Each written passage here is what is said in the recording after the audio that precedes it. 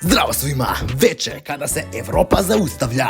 Na scenu izlaze giganti PSG protiv Bayern Minhena. Dva fudbalska sveta, dve filozofije, dve armije zvezda, jedan cilj, pobjeda i prestiž u Ligi šampiona.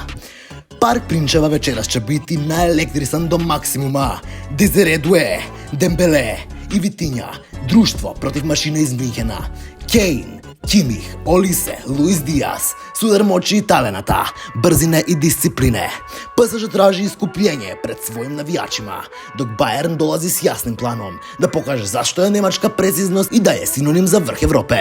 Ovo nije samo utakmica, ovo je fudbalski spektakl, borba za prvo mjesto u grupi, ali i duel ponosa, ega i ambicije. Golovi, drama, emocije, sve je spremno. Kad se sudija večeras oglasi, svaki pas i svaki šut mogu postati istorija.